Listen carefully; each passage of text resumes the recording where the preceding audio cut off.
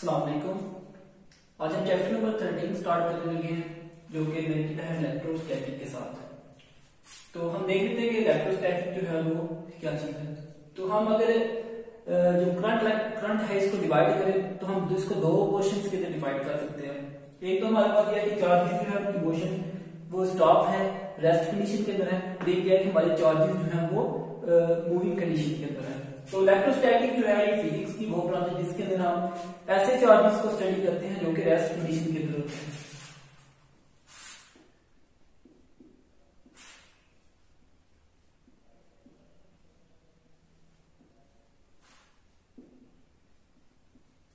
Physics की वो branch जो चार्जेस के ऐसे बिहेवियर को स्टडी करती है जब वो रेस्ट कंडीशन के अंदर होते हैं, मूविंग कंडीशन के अंदर नहीं होते हैं। तो इलेक्ट्रोस्टैटिक हमारे पास अगर हम देखें अपनी फिजिकल लाइफ के अंदर तो क्या चीज है। अगर आप आजकल सर्दियों का सीजन है, सर्दियों के सीजन के अंदर अगर आप अपना जो कंबल है, वूल का कंबल है, उसके साथ हाथ को ऐसे रगड़े तो आपको स्पार्किंग होती नजर आती है। इसी तरह अगर आप कभी आपने बचपन में ऐसा किया होगा कि आपने जो एक कॉम्ब ले कंबल है इसको आपने बालों के अंदर फेरे, उसके बाद आप क्या करें कि अगर आपके पास कागज के या डस्ट के छोटे छोटे पार्टिकल्स होंगे तो अगर आप वो जो कॉम्ब है उसके करीब लेके जाएंगे तो वो क्या करेगा, उनको अट्रैक्ट कर लेगा। अब ये जो सारी एग्जांपल्स हैं ये किसकी है, इलेक्ट्रोस्टैटिक्स की। ठीक है, इसी तरह कभी कभार आप किसी मेटल के पार्ट को हाथ लगा दें तो आपको आगे से हल्का सा शॉक लगता है। तो ये सारी जो एग्जांपल्स हैं किसकी हैं, इलेक्ट्रोस्टैटिक्स की। इन सारी केसेस के अंदर जो हमारे चार्जेस होते हैं वो रेस्ट कंडीशन के अंदर होते हैं, मूव जो है वो नहीं कर रहे होते हैं। तो ये जो चैप्टर है ये पूरे का पूरा चैप्टर इलेक्ट्रोस्टैटिक्स के ऊपर बेस्ड है, ये चार्जेस के बिहेवियर को स्टडी करेगा जो कि रेस्ट कंडीशन के अंदर होंगे। ठीक है, तो इसके लिए सबसे पहले हम देखेंगे हमारे पास इलेक्ट्रिक चार्ज क्या चीज है। उसके बाद हम देखेंगे कि अगर हमारे पास दो चार्जेस हैं तो उनके ऊपर लगने वाली फोर्सेस क्या होंगी। इसी तरह अगर आपके पास एक सिस्टम है, एक न्यूट्रल सिस्टम है, उसको आपने चार्ज करना है तो चार्ज करने के कौन कौन से मेथड हैं और उनको आप कैसे चार्ज कर सकते हैं। और इसी तरह ये सारे टॉपिक जो डिस्कस होंगे एंड पे जाके हम कैपेसिटर को डिस्कस करेंगे। तो हम देखते हैं कि हमारे पास इलेक्ट्रिक चार्ज है वो क्या होता है।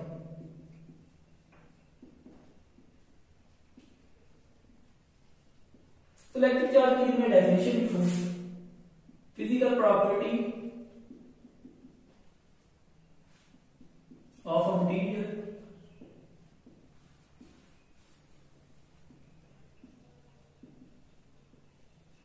by which it attracts or repels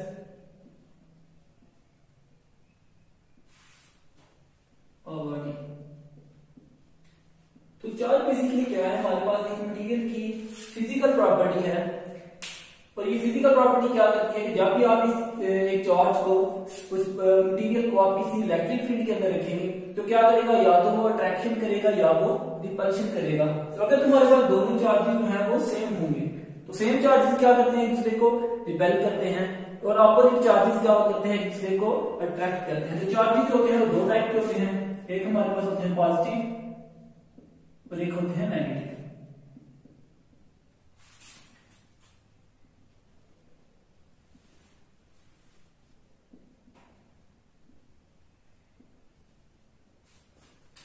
अब हमने अगर हमारे पास न्यूट्रल बॉडी है उसको हमने करना है चार्ज करना, तो उसके लिए हम क्या करते हैं, दो मेथड होते हैं। एक मेथड होता है इंडक्शन का और एक होता है फ्रिक्शन का मेथड। तो फ्रिक्शन के मेथड के अंदर क्या होता है कि आप दो बॉडीज को आपस में रब करते हैं, वो रबिंग के नतीजे में जो बॉडीज होती है वो चार्ज हो जाती है, एक पे पॉजिटिव चार्ज आ जाता है, एक के ऊपर नेगेटिव चार्ज आ जाता है। तो इंडक्शन का मेथड जो है उसको हम अगले टॉपिक के अंदर डिस्कस करते हैं।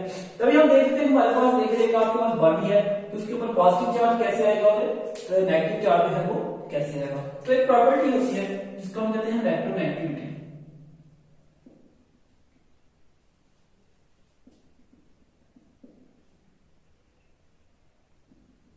तो अगर आपके पास दो मटीरियल है, एक इलेक्ट्रोनेगेटिविटी ज्यादा है और एक की इलेक्ट्रोनेगेटिविटी कम है, इसका मतलब है कि हमारे पास जो जिसकी इलेक्ट्रोनेगेटिविटी ज्यादा है तो जब आप उसको ऐसे मटीरियल के साथ रब करेंगे जिसकी इलेक्ट्रोनेगेटिविटी कम है तो जिसकी इलेक्ट्रोनेगेटिविटी ज्यादा होगी उसके ऊपर नेगेटिव चार्ज डालेगा और जिसकी इलेक्ट्रोनेगेटिविटी जो है वो कम होगी उसके ऊपर पॉजिटिव चार्ज डालेगा। ठीक है, दो ऐसे मटीरियल्स जिनको आप रब कर रहे हैं, एक की इलेक्ट्रोनेगेटिविटी ज्यादा है उसके ऊपर आएगा नेगेटिव चार्ज और जिसकी इलेक्ट्रोनेगेटिविटी कम होगी उसके ऊपर आएगा पॉजिटिव चार्ज। अब हमारे पास चार्ज को मेजर करने के लिए जो यूनिट होता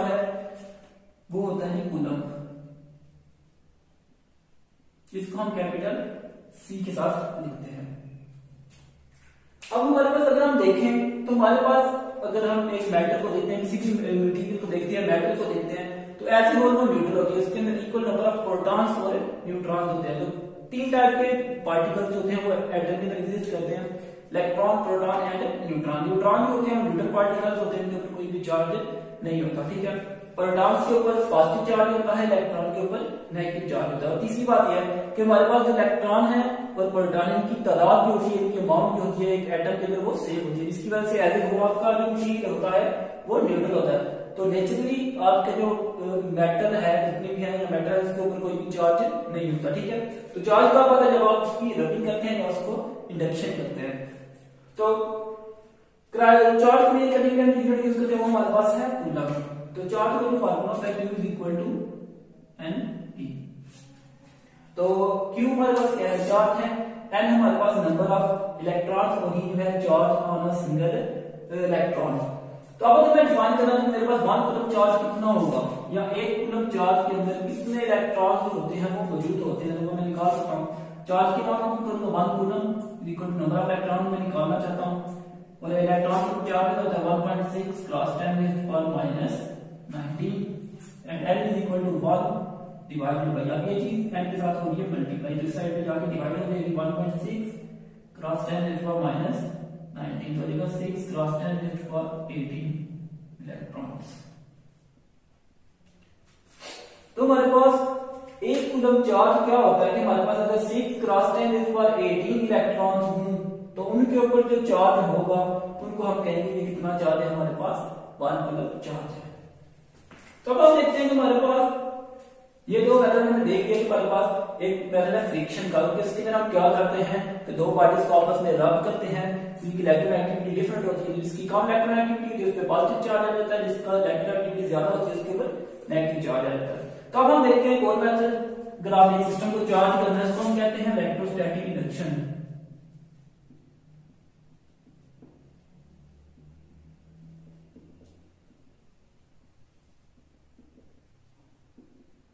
अब इलेक्ट्रोस्टैटिक इंडक्शन होती है, ये दूसरा मेथड है चार्जिंग का, एक फ्रिक्शन, तो दूसरा हमारे पास इलेक्ट्रोस्टैटिक इंडक्शन। तो इलेक्ट्रोस्टैटिक का मतलब ये है कि हमारी चार्जिंग जो है रेस्ट कंडीशन के अंदर, इंडक्शन का मतलब क्या है?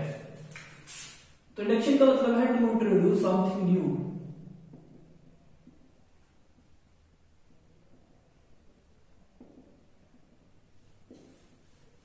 जब भी आप किसी सिस्टम के अंदर कोई नई चीज इंट्रोड्यूस करवाते हैं तो उसको हम कहते हैं कि हमने क्या किया है, इंडक्शन किया है। इस तरह अगर आपके पास कभी बार आप कंपनीज कह देते हैं कि कंपनी ने इंडक्शन स्टार्ट की है, तो इंडक्शन का मतलब ये है कि वो नए लोग जो है वो नया टैलेंट जो है वो हायर करें, अपने पास इंट्रोड्यूस करवा रहे हैं, ठीक है। तो इंडक्शन का मतलब ये है कि आप कोई भी नई चीज जो है सिस्टम के अंदर लेके आ रहे हैं।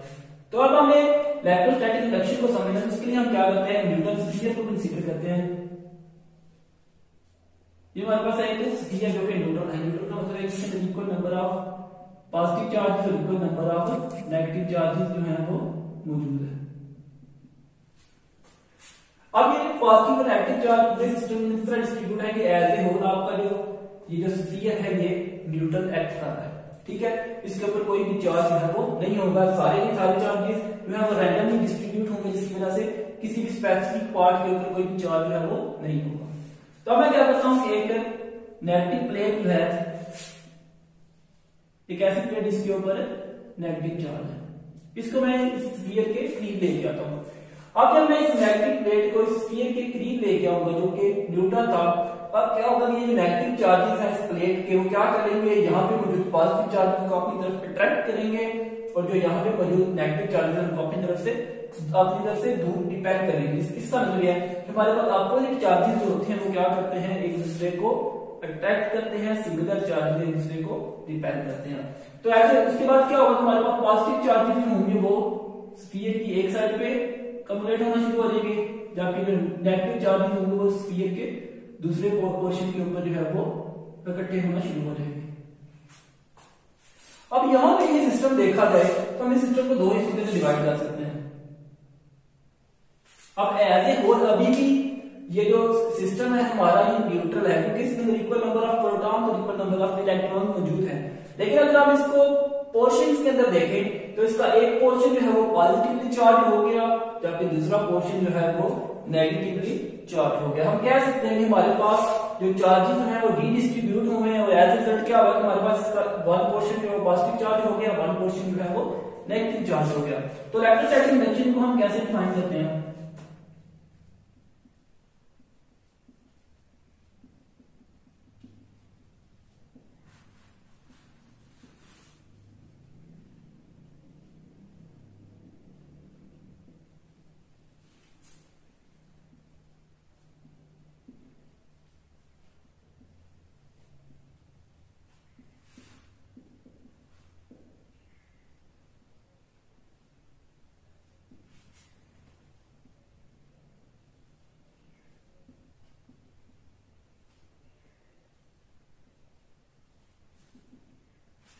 The redistribution of charges inside a neutral body due to the presence of charged body nearby it। तो आपके पास एक सिस्टम जो है वो न्यूट्रल है, जबकि दूसरा सिस्टम एक ऐसा सिस्टम जिसके अंदर आपके पास एक चार्ज बॉडी जो है वो मौजूद है। तो आप क्या करते हैं, चार्ज बॉडी को इस न्यूट्रल बॉडी के करीब लेके आते हैं, तो एज रिजल्ट क्या होता है कि चार्जेस की रीडिस्ट्रीब्यूशन होती है। तो इस रीडिस्ट्रीब्यूशन के नतीजे में क्या होता है कि अगर आपने नेगेटिव प्लेट इसके करीब रखी है तो पॉजिटिव चार्जेस की तरफ और नेगेटिव चार्जेस से अवेयर जो है वो अपने आप को डिस्ट्रीब्यूट कर लेते हैं और ये बॉडी जो है वो चार्ज कंडीशन के अंदर चली जाती है।